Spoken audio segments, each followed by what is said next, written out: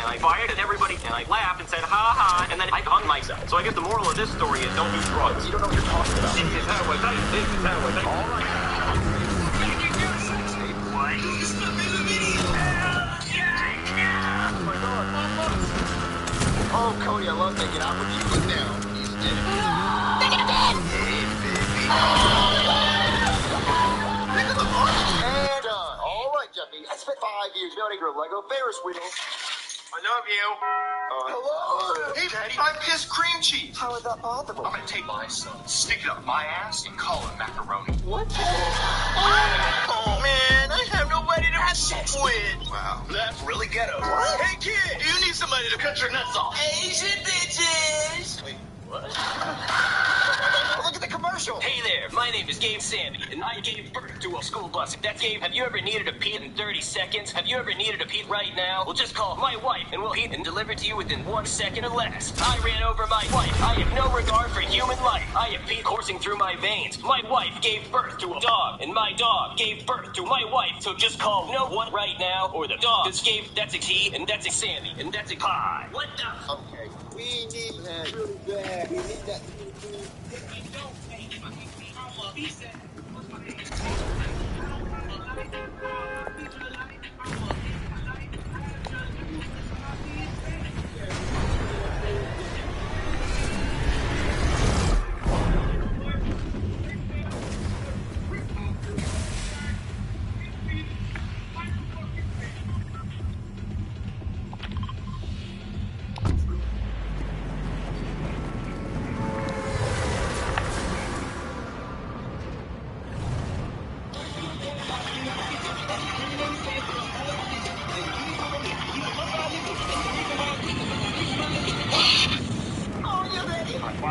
Are y'all ready for our date tonight?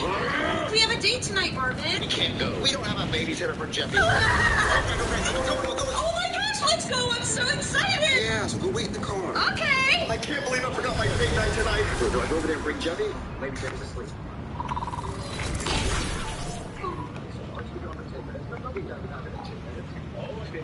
Yes, Marvin, I'm so excited. All right, let's go.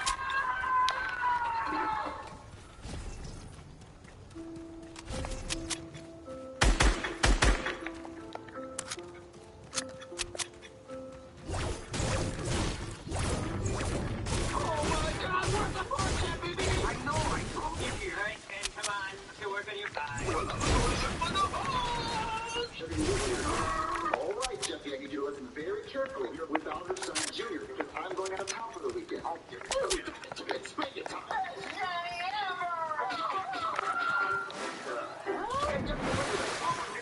Yeah, let's do it!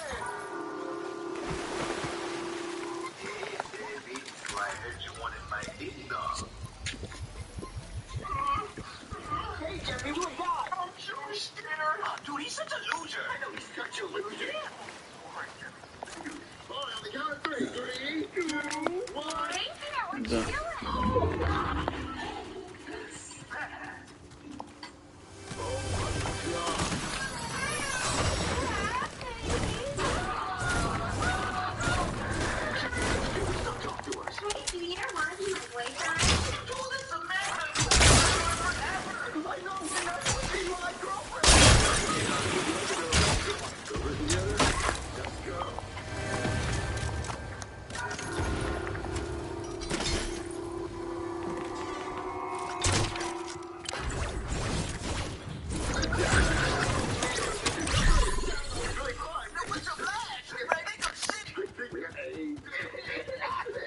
I just have this weird feeling that we're forgetting something. What could you be forgetting? I don't know. I feel like I forgot something in the woods.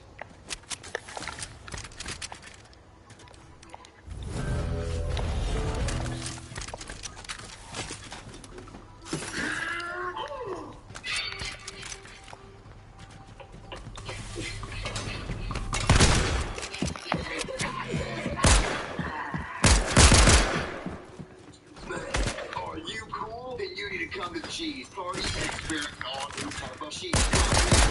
Cheese. Whoa! Oh, yeah, do it. Everyone grab your cheese.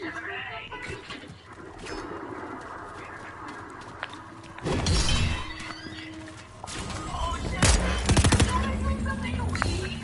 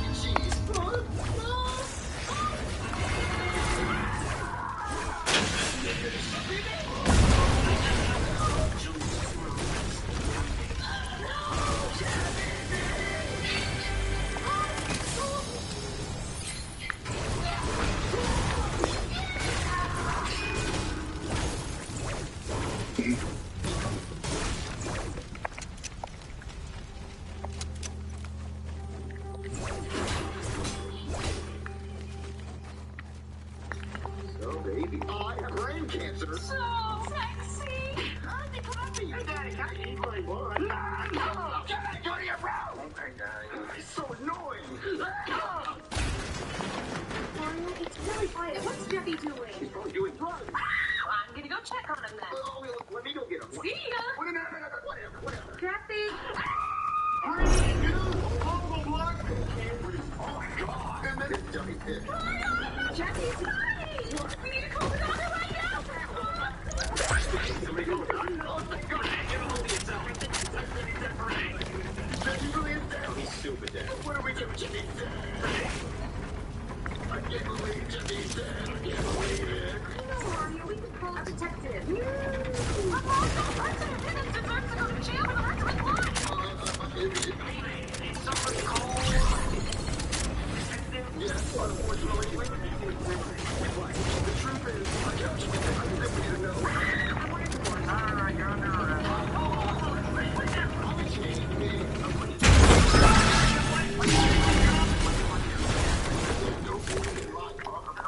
I know your wife left you and you have nothing to lose, okay? But this isn't the way, alright? I know. Oh, God, I will shoot you!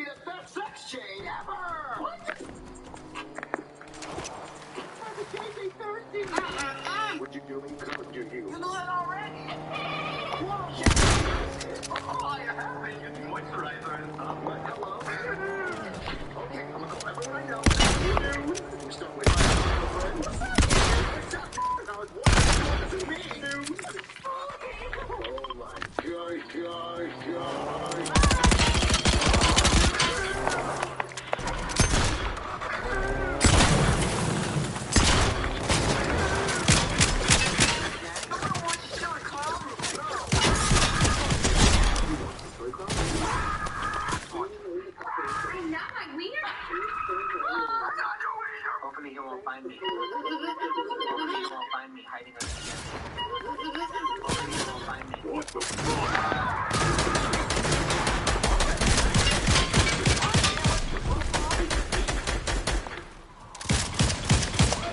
What do you want?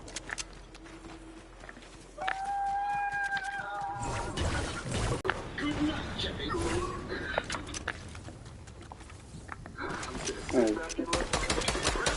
Hello? Juke the chicken, look at the beans, bagging the monkey. What the fuck? I'm just I think I'm having a stroke.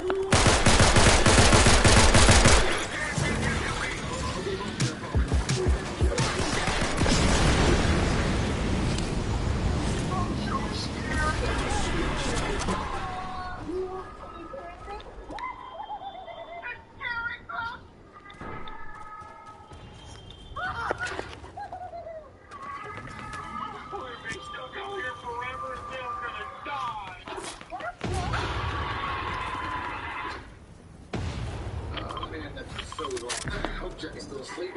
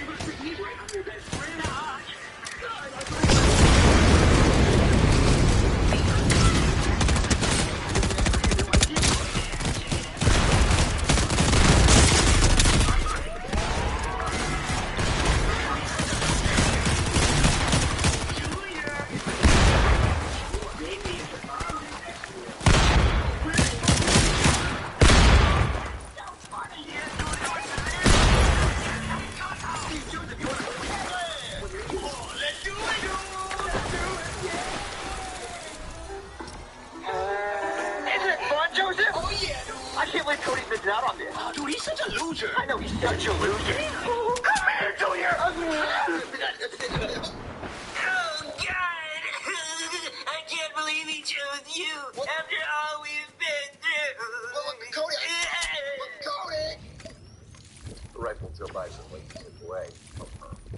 So that, writ large, is the biggest story of our lifetimes. It is the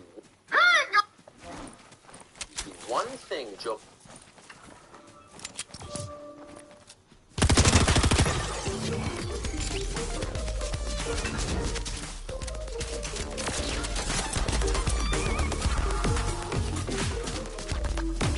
Emphasize the bad news, and there is unfortunately a lot of it, but there's a lot of good news as well, and I just want to cover some.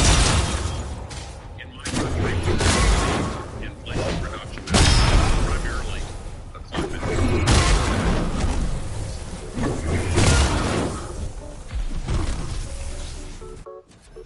So there's been this major controversy that is now broken out over a hockey player for the Philadelphia Flyers named Ivan Provorov. He committed a grave sin. What is his grave sin? He did not wear the colors. He did not wear the ribbon. He didn't do it. He didn't wear the rainbow jersey for his warm-up. And some eligible was not survived by St. Matthew Case Logie told us within fire. He was very, very bad. He said, I'm not doing it because I'm a Russian Orthodox observer, and therefore I don't believe in same-sex marriage. I also don't believe in homosexual activity. In line with virtually all traditional religions. This means, of course, that he committed a grave sin, and he must be punished. He must atone. Now, here's a Canadian posting. Whipping Provorov, you're not allowed to disagree with the outright. You're not allowed to do that. Bad thing. You're not allowed to say that. You can do what you want, try to see your bedroom, whatever. You're like, I think we're doing a group. You're not allowed to do that. That's bad. You must celebrate. You force to celebrate. By the culture, or you must run.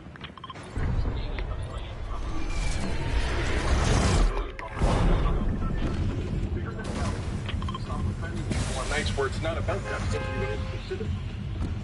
The National Hockey League need to attack this and figure this out. Because what I heard last night was offensive, didn't make any sense. The National Hockey League today was to fine that organization $1 million and reevaluate how they support gay rights. Because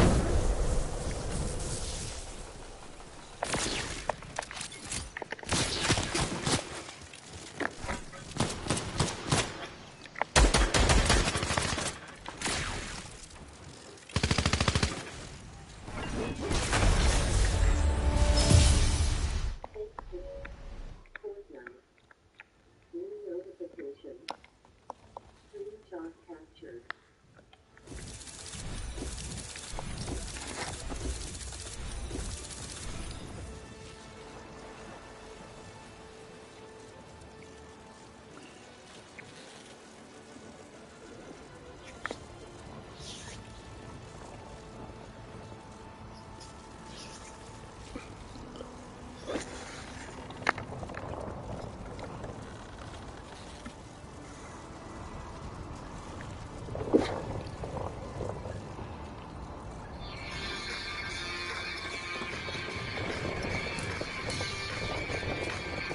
thing that the elitists really are pushing is global control. That's not the same thing as globalization. Globalization is the idea that there ought to be as much widespread trade as possible without endangering national security. I have no problem with that general idea. However, global control is what they're really pushing, the idea that they get to set the rules for everything in your life at the top level. Elitists over at Davos getting together and figuring out how your life should run. And they ought to do this on a cultural level as well. They're going to decide the cultural hallmarks of elitism, and you must obey. You must repeat. You must enthusiastically need camps for adults. Now, a rise of political extremism, white supremacy, domestic terrorism that we must confront and we will defeat. Thank you again for giving this song. Into the first galactic empire!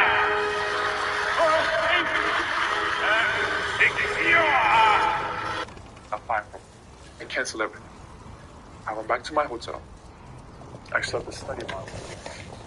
The more I studied, the more I was shaming myself.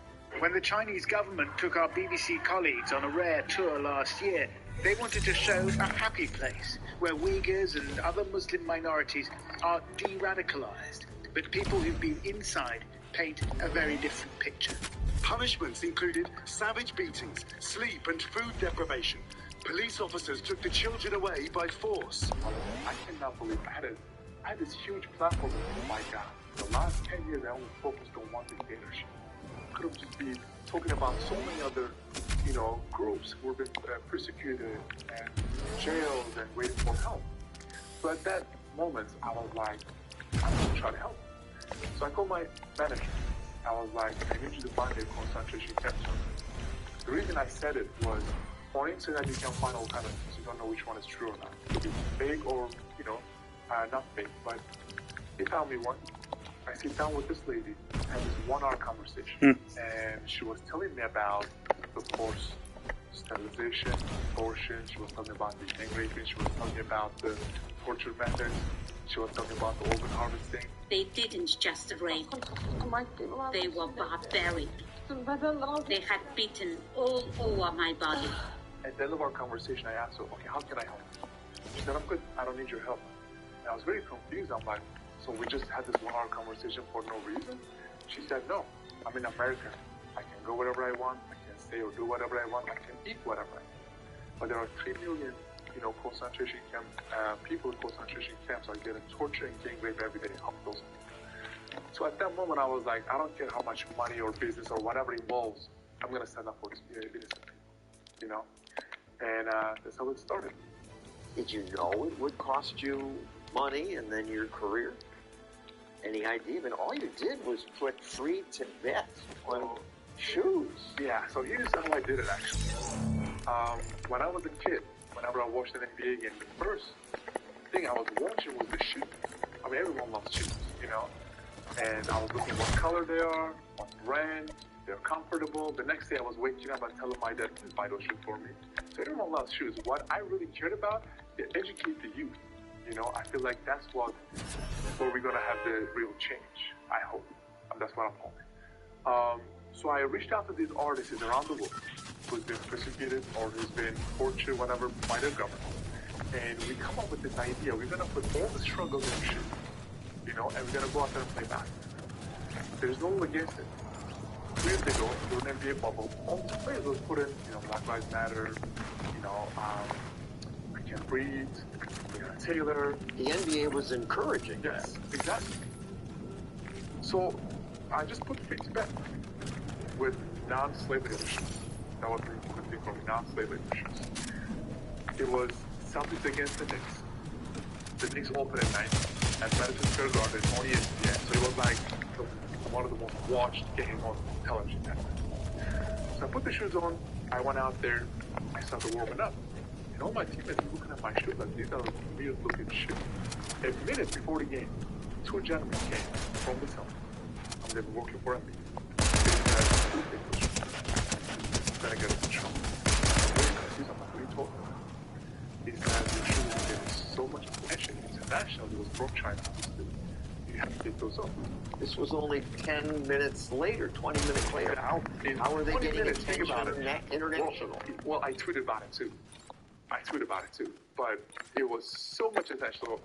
So, a minute before, right? I was telling them to take my shoes off. I want to take them off, or I was going to get banned. They weren't going to play you. Exactly. So it was a perfect moment because I was just getting ready for my citizenship.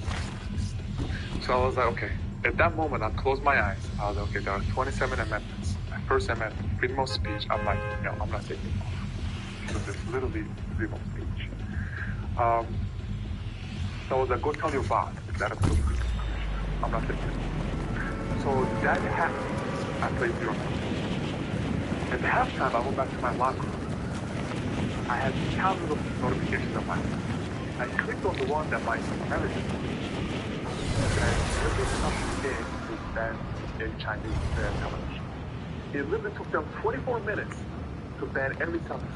So I played 0 minutes in that game, which I played every game before that. After the game, right? One of my teammates woke up in a locker room. And manager said, he said, this is your last season. Have fun with it. I hope you win a championship. But to talk about anything, say anything against the Chinese government, you're not going to complete last season together. And I was like, well, I thought that was freedom of speech. I thought that was Adam Silver and NBA was pitching for the whole time. So after the game, right, I got a phone call from the NBA. And the NCPA, the Player Association, which I paid thousands of dollars every year, every month to protect my rights against it. They said, listen, we are engaged in a lot of pressure. Last thing is I talk about Turkey. I did not get one phone. I talk about China. One day, one night, I was getting a phone call, me and my manager every hour. So they were putting on so much pressure on me and my manager. I was like, okay, you know what? I'm not going to do this. It's a promise.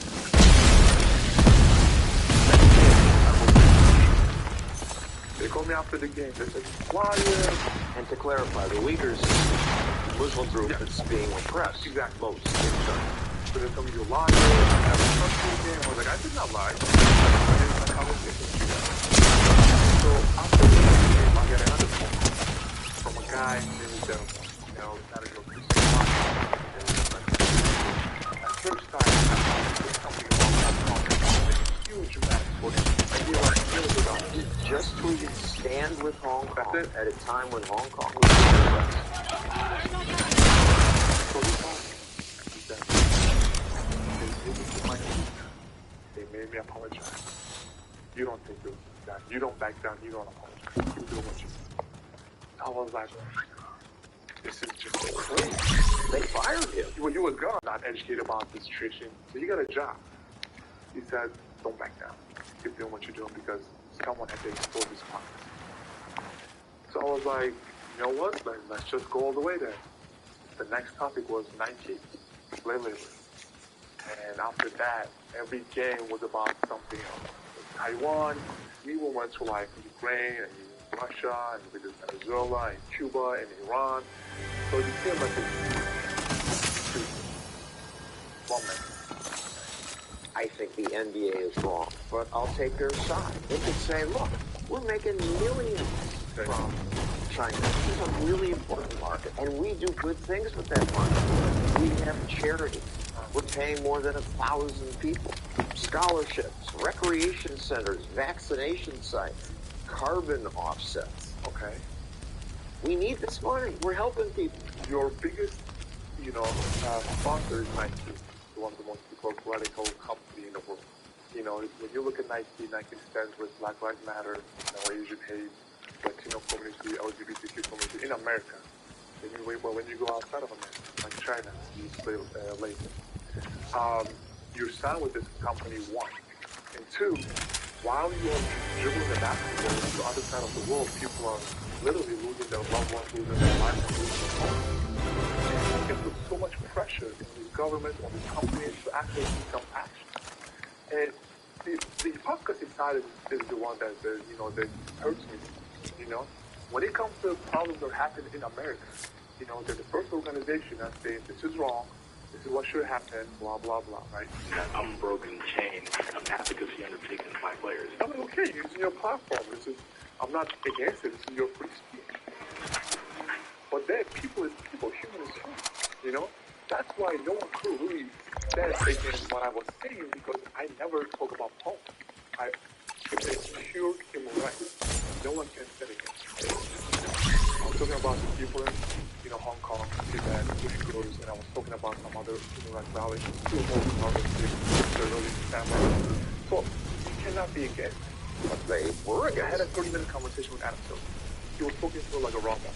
He wanted to make me feel better. He was talking about the things that I wanted to hear. But at the end of our conversation, I asked him a couple of questions. I'm like, Adam, what do you think about China? Well, it's not true. There's a State Department report out there saying that they can.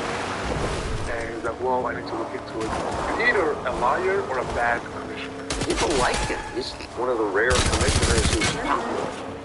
Well, depends on who you ask. You know, I'm obviously depends on who you ask.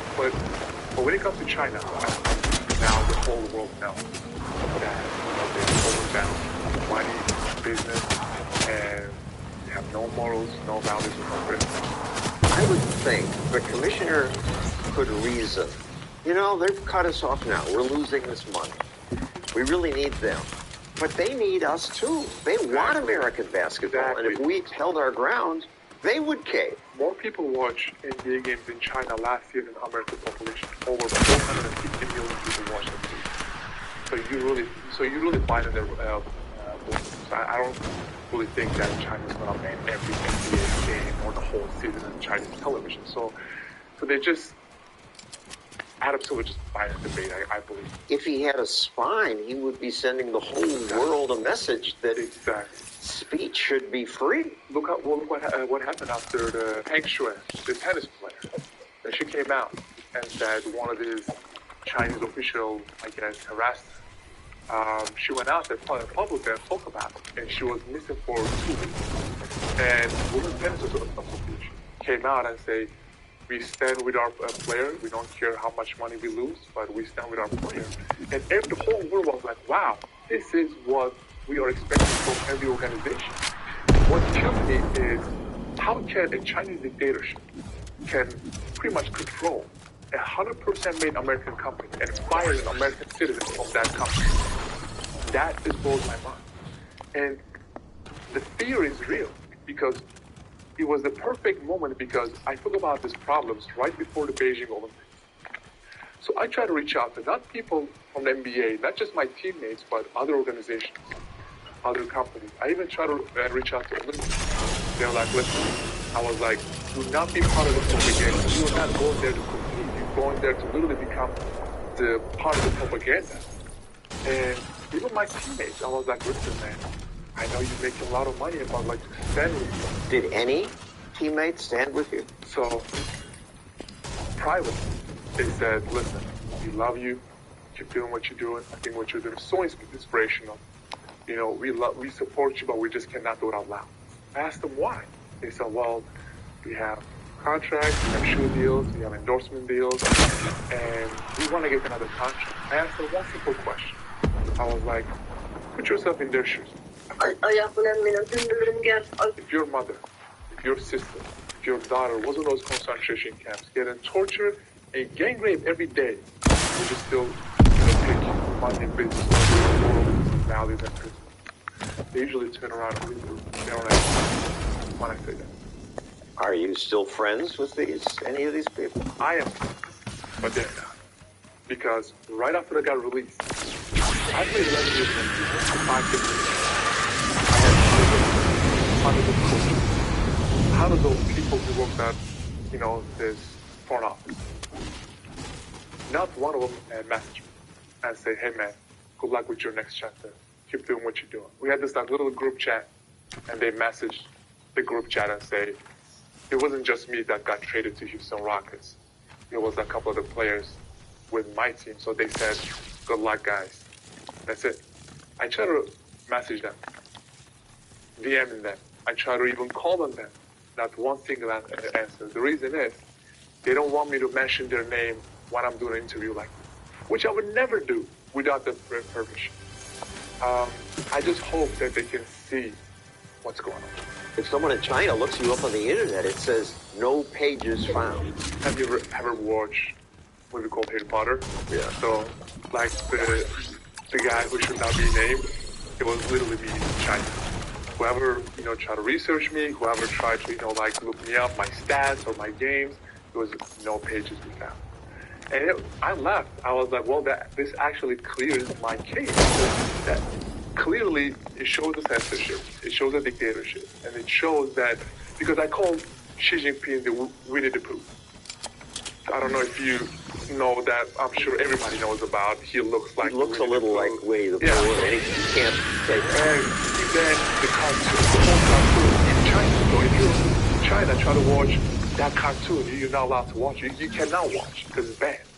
So I called him that. I actually made a shoes about it. And after that game, he literally banned my whole name in China. It's not just basketball, as you said. It's Hollywood. Yeah. Got this tough guy, John Cena. Oh, Lord, please. He's the worst. The spy game. This is my world. Oh, God.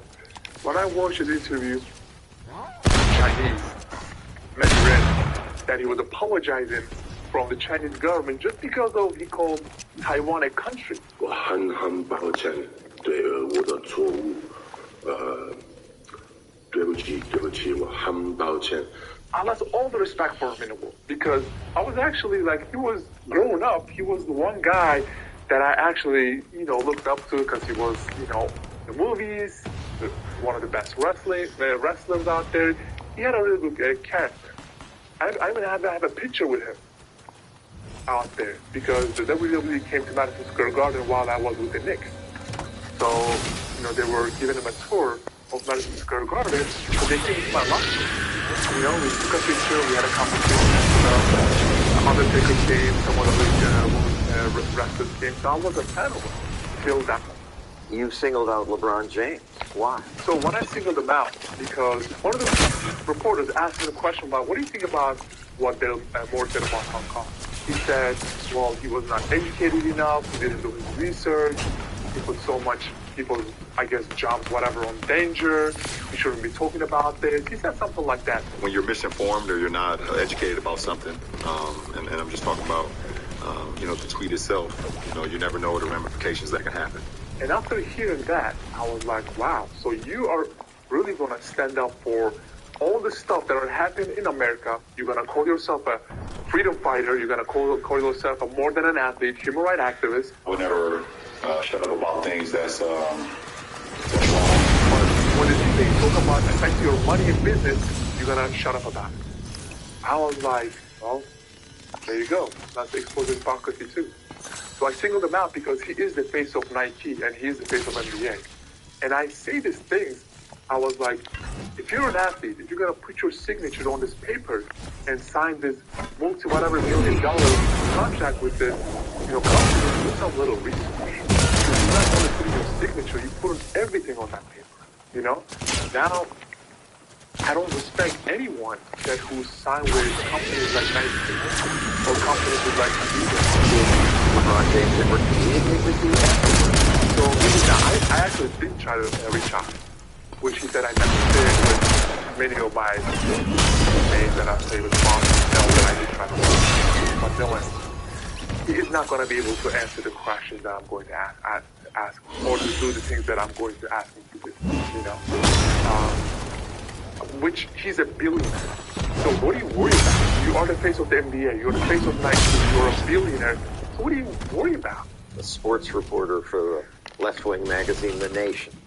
I missed the memo where James became the CEO of Nike. It's like you have a problem with how Nike does business? Go after Nike. Listen, I did go after Nike. I did go after and also when I singled out LeBron James, he's not the only one. Obviously, there are so many other players like Kevin Durant, Giannis Antetokounmpo. But obviously, he is the face of the league, and all he says that he's more than an athlete. So if you're calling yourself more than an athlete, talk about this. Nike stands up for Black Lives Matter, no Asian hate. Okay.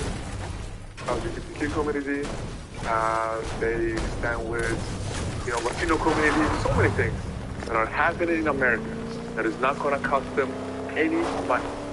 As soon as the thing that they talk about, that's going to cost them money. So don't ask if your dreams are crazy. Ask if they're crazy enough. I was really good friends with Comcast until I started criticizing China and Nike. Now he doesn't even answer either, but I was a really good friend. And when I sit down and had a conversation about Nike, he was the one telling me about how things work with Nike. So he was my good friend, and me and him had a conversation together before all this China thing started. I'll push back again. Nike's products were made with Uyghur slave labor until 2019. Once that was reported, Nike says we no longer get supplies from them. That's 100% a lie. I work with so many activists. I work with so many different organizations and foundations, with so many lawyers. And you really think I'm going to put a statement out there without doing any research, which I know that they might sue me? No way. So everything I say is being researched by so many foundations and activists and lawyers around the world. So no, they're lying. LeBron James says sometimes you have to think through things that you say that may cause harm not only for yourself but for the majority of people. Well, when you say majority of people, we are in NBA 450 players. But on the other side, just the Uyghurs are 3 million people. And you think about Tibetans, you think about Hong Kongers, you think about Taiwan, so that's the majority. There's a former Golden State Warriors owner who says nobody cares about what's happening to the Uyghurs, okay? Of all the things that I care about, it is below my line. I'm not even sure that China is a dictatorship. Oh, God.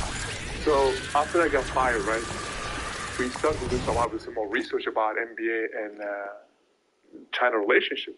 We found out 40 NBA owners got tied up $10 billion in China. Of course, they're not going to say anything about what's happening over there. Like Golden State owners, the worst one, Brooklyn Nets owner, Joe Tsai. He is the one that pretty much funding the genocide happening in China.